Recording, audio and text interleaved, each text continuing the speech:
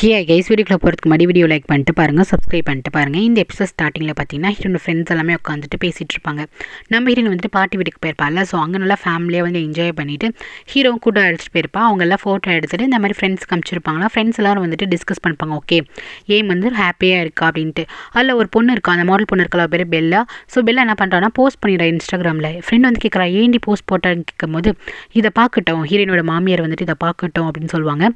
Okay இதுக்கப்புறம் நம்ம heroine வந்து சந்தோஷமாக இருக்கட்டும், அந்த குடும்பத்துலேருந்து வெளியே வந்துட்டா இதுக்கப்புறம் சந்தோஷமாக இருப்பான்னு சொல்லிட்டு எல்லாரும் வந்துட்டு ஜூஸ் குடிச்சிட்டு இருக்காங்களா. அப்போ இந்த ஃபோட்டோ வந்துட்டு தங்கச்சி வந்து பார்க்குறோம். அவள் சரியான வயிற்றுச்சலாக இருக்குது. ஏன்னா அவளுக்கு ஹீரோயின் வந்துட்டு ஹாப்பியாக இருந்தால் பிடிக்க மாட்டேங்குது. அவள் அந்த ஃபோட்டோ வச்சுட்டு என்ன பண்ண ஏதோ எடிட் பண்ணி ஏதோ அப்லோட் பண்ணுறா. நெக்ஸ்ட் பார்த்தீங்கன்னா எங்கள் ஃப்ரெண்ட்ஸ் எல்லாம் வந்துட்டு ஒன்றா தானே இருக்காங்க.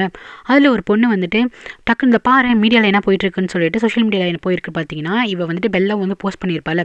அந்த ஃபோட்டோவை எடுத்து இந்த மாதிரி எதனால் மேக்ஸை வந்து டைவர்ஸ் பண்ணா அப்படின்னா இந்த மாதிரி 2 பேரும் வந்துட்டு லவ் பண்ணுறாங்க. சொல்லப்போனால் ஹீரோனோட எக்ஸ் லவர் தான் இந்த லாயர் ஹீரோ அப்படின்னு சொல்லிட்டு போட்டு வச்சுருக்காங்க. இதெல்லாம் பார்த்துட்டுமே ஃப்ரெண்ட்ஸ்க்குலாம் செம காண்டாகுது.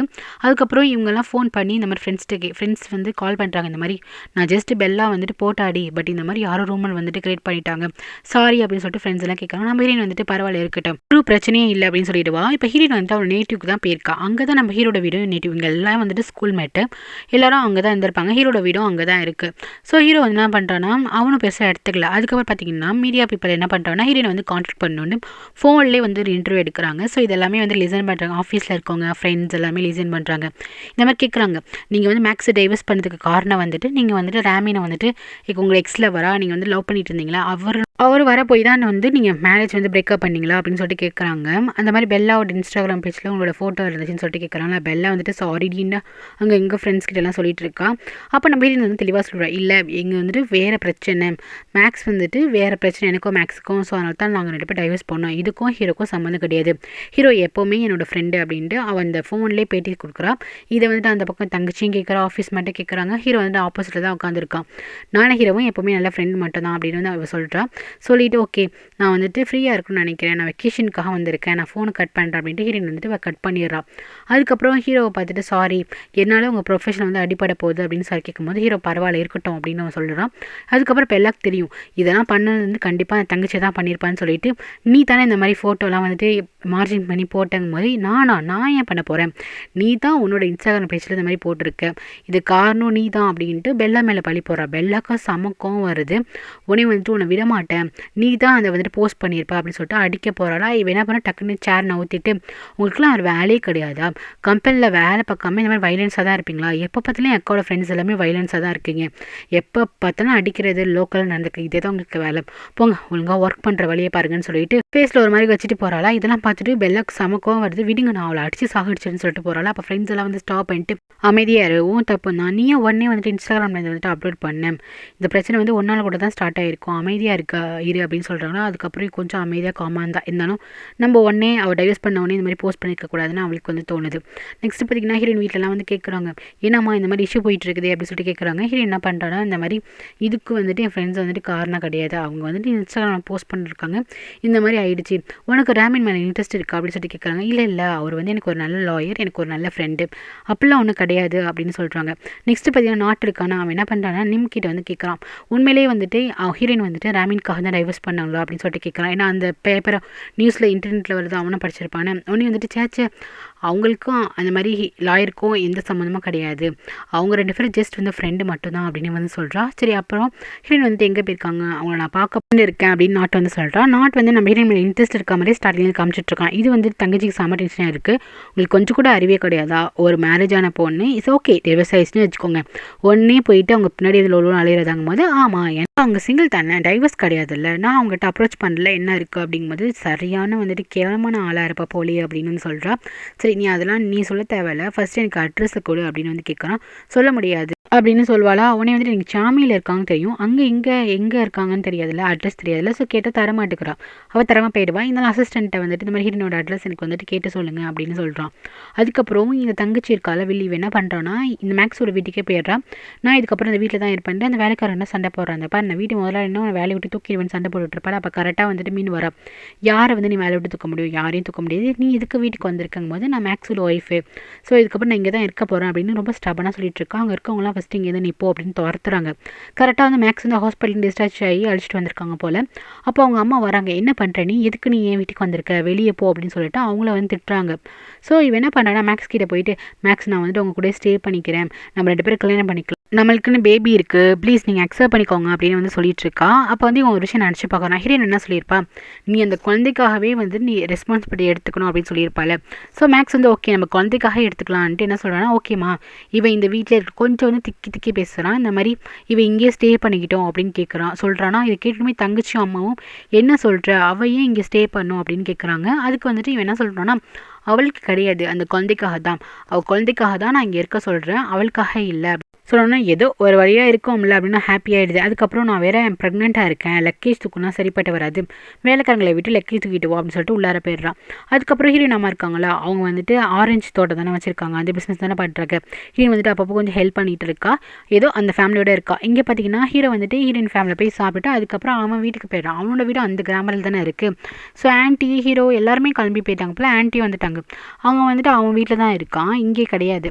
நெக்ஸ்ட் இவன் என்ன பண்ணுறான்னா ஹீரோயினோட ரூமுக்கு போகிறான். இந்த ரூமை நம்ம ஆக்குபை பண்ணிக்கலாம்னு போகிறோம். அங்கே இருக்க வேலைக்கார பொண்ணு வந்துட்டு, இல்லை இது வந்துட்டு மேடமோட ரூம், இந்த ரூமில் வந்து அக்செப்ட் பண்ணக்கூடாது, நீங்கள் வந்துட்டு கெஸ்ட் ரூமில் போய் தங்கிக்கோங்கும் போது முடியாது, எனக்கு இந்த ரூம் தான் வேணும்னு அடம் பண்ணுறா. அதுக்கப்புறம் மேக்ஸ் எங்கே இருக்காங்கன்னு கேட்டால் மேக்ஸ் வந்து வேறு ரூமில் இருக்கான் போல். ஸோ அந்த ரூமுக்கு போகிறாங்க. அங்கே போனால் அவங்க வந்து கூடயே ஒரு நர்ஸ் வச்சுருக்காங்க. அவங்க என்ன பண்ணுறாங்கன்னா ட்ரெஸ்லாம் சேஞ்ச் பண்ணி அவனை தொடச்சி விட்டுட்டுருக்காங்களா. இவன் வந்து நான் வந்து பண்ணுறேன், நான் தொடச்சி விட்றேன்னு சொல்லிட்டு கம்பல் பண்ணுறான். அவன் வந்துட்டு ஃபஸ்ட் இங்கேருந்து போ, நான் டச் பண்ணாது அப்படின்னு சொல்லிட்டு இருக்கான். கரெக்டாக அந்த இதுக்கு தங்கச்சி வந்துடுறா, எதுக்கு என்ன வந்து தொந்தரவு பண்ணுற, டச் பண்ணாதுன்னு சொல்கிறான்னா. அவங்க அம்மா வந்துட்டு ஆமாம் எதுக்கு வர, ஃபஸ்ட்டு இந்த ரூம் விட்டு வெளியே போ அப்படின்னு சொல்லிட்டு 2 பேரும் வந்து கம்பல் பண்ணி அவள் வெளியே போக சொல்கிறாங்க. பட் அவன் என்ன சொல்கிறான்னா, இல்லை நான் வந்துட்டு மேக்ஸோட ஒய்ஃபாக போகிறேன், நான் அவனை கேர் எடுத்து பார்த்துக்கணும்னு நினைக்கிறேன் அப்படின்ட்டு ரொம்ப சென்டிமெண்ட்டாக பேசுவான். ஆனால் இவங்களுக்கு தெரியும் அவளோட மோட்டிவ் என்னவா இருக்கும்னு. ஸோ வந்துட்டு அதெல்லாம் ஒன்றும் தேவை கிடையாது, அதுக்கு தான் நாங்கள் நர்ஸ் போட்டிருக்கோம், அவங்க வந்து பார்த்துப்பாங்க, நீ ஃபஸ்ட்டு இங்கேருந்து போ அப்படின்ட்டு கிளப்பி விட்றாங்க. முடியாது, நான் வந்துட்டு ஒய்ஃப் அப்படின்னு, நான் வந்துட்டு மேக்ஸோட எல்லா வேலையும் நான் தான் பார்ப்பேன் அப்படின்னு சொல்லுவாள். ஓ அப்படியா, நீ எல்லா வேலையும் பார்ப்பேன்னா இந்த மேக்ஸோட ட்ரெஸ்லாம் இருக்குது, போய் துவைச்சிக்கோ, துவைச்சி வந்துட்டு அயன் பண்ணி வை அப்படின்னு சொல்லிட்டு அவளை எடுப்படி வேலை போய் பாரு அப்படின்னு வந்து சொல்கிறேன். அப்படியே அவளுக்கு அப்படியே ஃபேஸ்லாம் அப்படியே மாறுதுங்க. நெக்ஸ்ட் பார்த்தீங்கன்னா ஆஃபீஸ்க்கு வந்தாலுமே ரொம்ப கண்ட்ரோலிங்காக எடுத்துக்கிறா. ஹீரோயின் வேறு இங்கே இல்லைல்ல, இது வந்து மேக்ஸோட ஆர்கனைசேஷன் தான், ஆனால் இந்த ஹீரோயின் கிட்ட தான் எல்லாமே இருக்குது. பட் நல்லா ஹஸ்பண்டோட பேரில் தானே இந்த கம்பெனி இருக்குது. என்ன பண்ணுறான்னா அங்கே இருக்கவங்களாம் ரூல் பண்ண ஆரம்பிக்கிறா, ரொம்ப ஓவராக பண்ணுறா. இதெல்லாம் பார்த்துட்டு ஹீரோயின் ஃப்ரெண்டு ஒருத்தர் இப்போ அசிஸ்டன்ட் அவங்களுக்குலாம் பிடிக்கவே பிடிக்கல. அதுக்கப்புறம் பார்த்தீங்கன்னா இன்டர்வியூக்கு வந்து வராங்க போல். இவன் என்ன பண்ணுறான்னா வீட்டுக்கு வர சொல்கிறா. மாமியார் பார்த்துட்டு என்ன இது, ஏன் இங்கெல்லாம் இத்தனை கார் வருதுங்கும் போது என்னை இன்டர்வியூ எடுக்க வராங்கும் போது அவங்களுக்கு கோவம் வருது.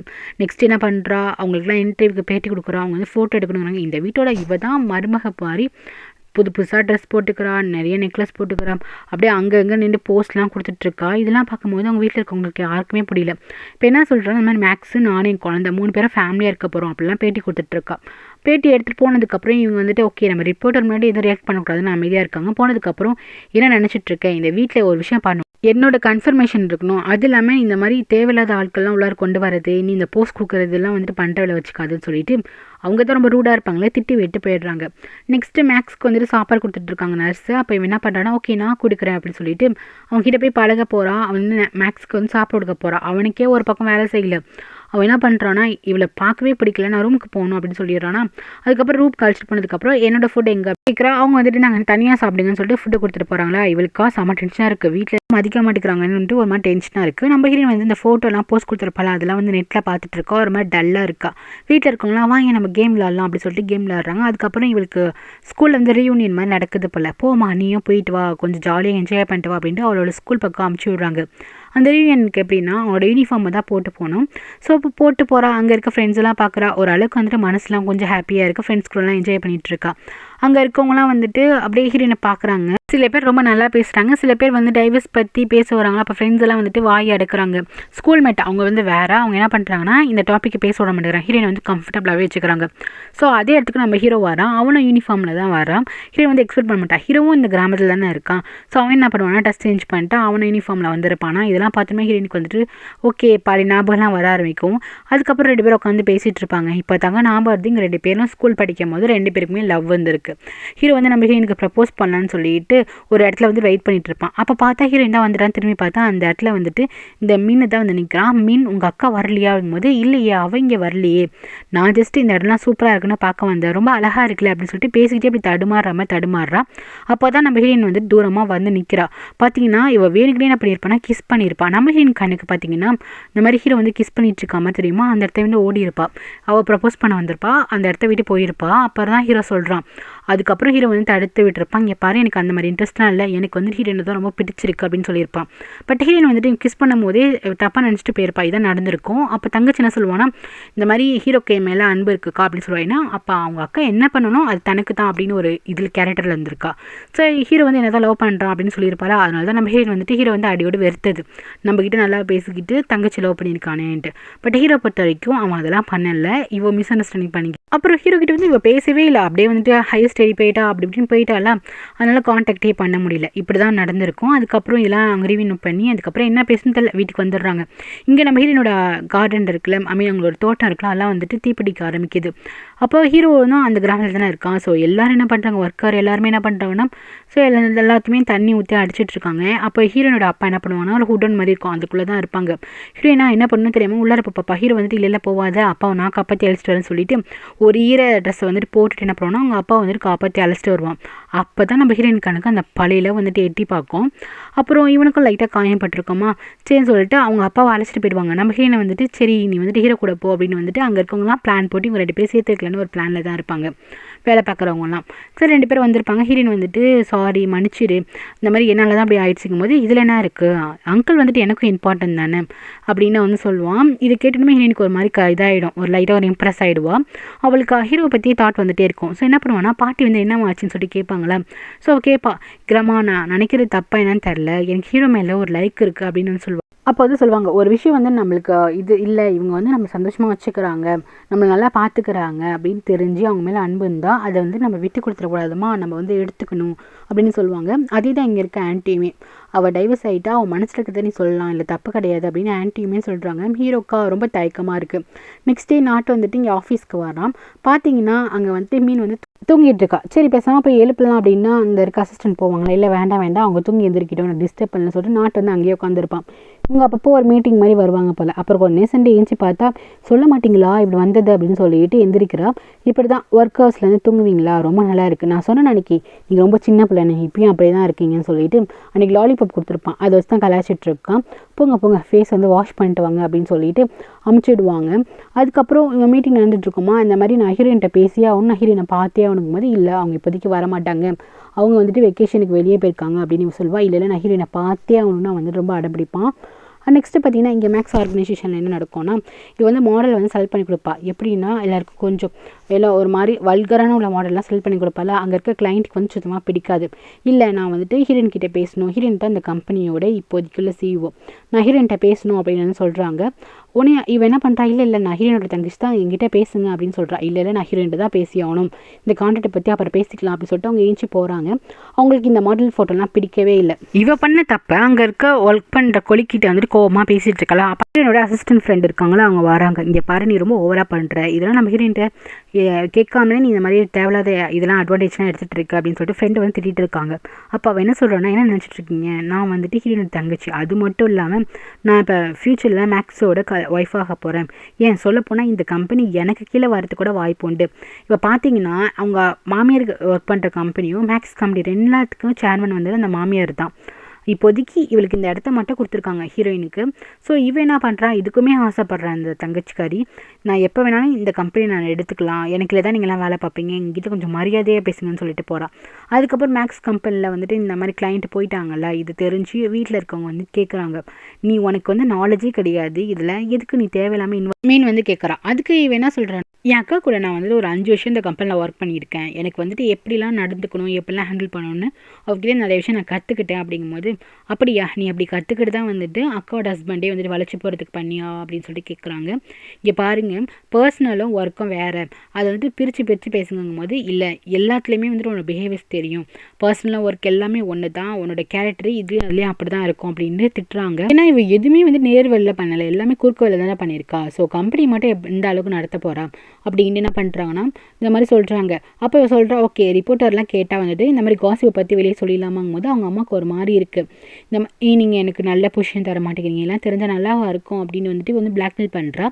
இதை பார்த்துட்டு மீன் கேட்குறான், அம்மா என்ன இவ ஓவராக பேசுகிறா அப்படின்னு சொல்லிட்டு கேட்கும்போது அவங்க அம்மா என்ன சொல்கிறேன்னா ஓகே நீ வந்துட்டு இப்போ இருக்க பற்றியா அதே பொசிஷனில் இரு, ஆனால் இதுக்கப்புறம் ஹீரோயின் ரிட்டன் வர வரைக்கும் என்னோட பொண்ணு தான் அந்த கம்பெனியோட இப்போதைக்கு சிஇஓ, ஹீரோயின் வர வரைக்கும் அவள் தான் இருப்பா அப்படின்னு சொன்னதுக்கப்புறம் மீனுக்கு வந்துட்டு சிரிப்பு வருது. ஆனால் இவளுக்கு வந்து செம்ம காண்டாக இருக்குது, இவளுக்குலாம் நம்ம வேலை பார்க்கணுமா அப்படின்னு இப்படி டென்ஷனாக பார்க்குறா. ஸோ இதோட இந்த எபிசோட் முடியுது கைஸ். தேங்க்யூ ஃபார் வாட்சிங். லைக் பண்ணிட்டு பாருங்கள், சப்ஸ்கிரைப் பண்ணிட்டு பாருங்கள் கைஸ்.